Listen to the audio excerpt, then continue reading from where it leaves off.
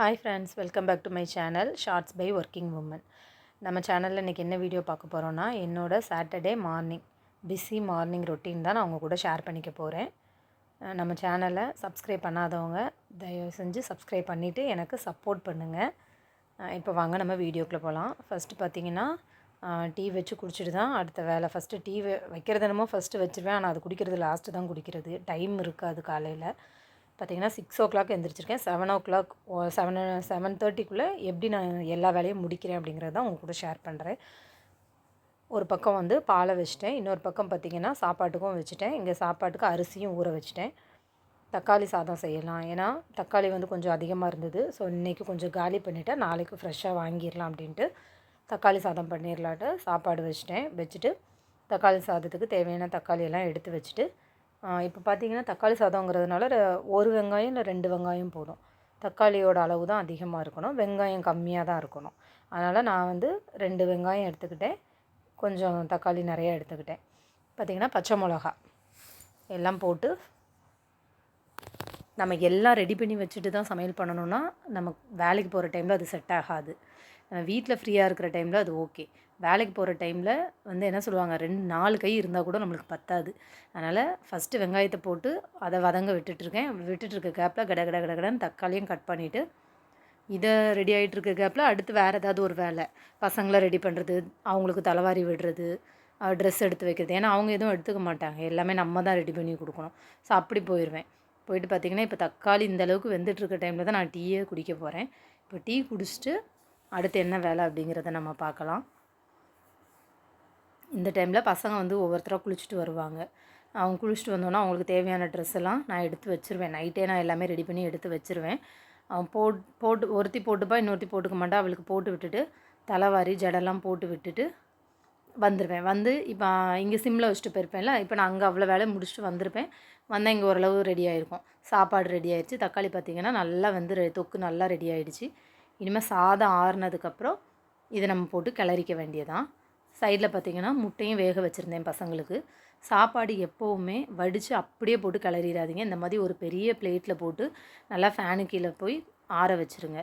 அப்போ தான் மத்தியானத்துக்கு சாதம் கெட்டு போகாமல் இருக்கும், இல்லைனா சீக்கிரமாக கெட்டு போயிடும்.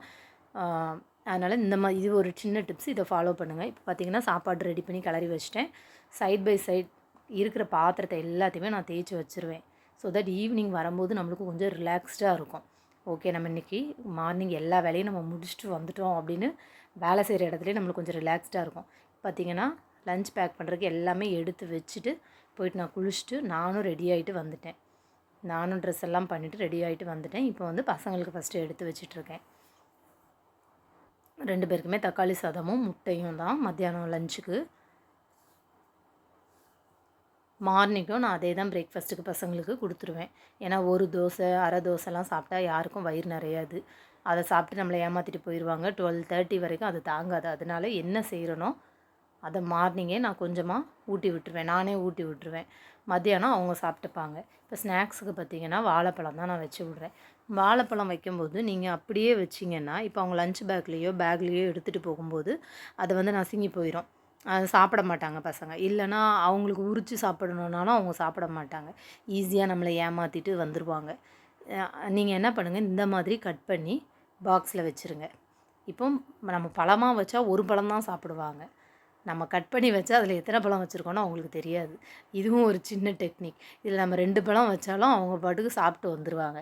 அதனால் நான் முடிஞ்ச அளவுக்கு வாழைப்பழத்தை நான் வந்து இந்த மாதிரி கட் பண்ணி தான் கொடுத்து விடுவேன். நான் ஸ்கூலில் பசங்களை நோட் பண்ணது என்னென்னா, பேரண்ட் நிறைய பேர் என்ன பண்ணுறாங்கன்னா, அந்த வாழைப்பழத்தை அப்படியே போட்டால் நசுங்கிருதுன்னு சொல்லிட்டு அந்த ஸ்நாக்ஸ் பாக்ஸுக்குள்ளே தொலியோடு அப்படியேவும் நிறைய பேர் வச்சு விடுவாங்க. அதை கூட பசங்க அந்தளவுக்கு விரும்ப மாட்டாங்க. இப்படி நம்ம கட் பண்ணி ஃபோர்க் வைக்கும்போது அது இன்னும் கொஞ்சம் ஹாப்பியாக அவங்க எடுத்து சாப்பிடுவாங்க. ஈஸியாக ஃபுல்லாக ஃபினிஷ் பண்ணிடுவாங்க. இன்னும் சில பேரண்ட் என்ன பண்ணியிருப்பாங்கன்னா, இந்த மாதிரி கட் பண்ணி ஃபோர்க்கும் வச்சுட்டு அதில் கொஞ்சம் ஹனியும் ஊற்றிருப்பாங்க. ஏன்னா நான் கிளாஸில் இருக்கும்போது ஸ்நாக்ஸ் ரெசிபீஸ் என் கிளாஸில் இப்போ 20 பசங்கன்னா எல்லாருமே ஒன்று வித்தியாசமாக கொடுத்து அனுப்புவாங்க.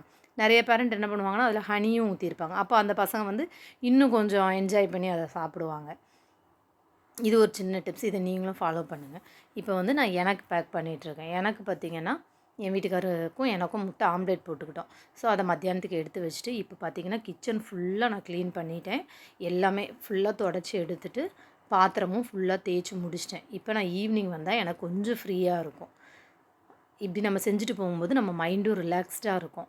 ஸ்கூலில் போயோ ஆஃபீஸ் போயோ பரவாயில்ல நம்ம எல்லாம் முடிச்சுட்டு வந்துட்டோம் அப்படிங்கிற ஒரு ஃப்ரீயாகவும் நம்மளுக்கு இருக்கும். நம்ம சேனல் பிடிச்சிருந்துச்சுன்னா சப்ஸ்கிரைப் பண்ணி எனக்கு சப்போர்ட் பண்ணுங்கள். தேங்க்யூ.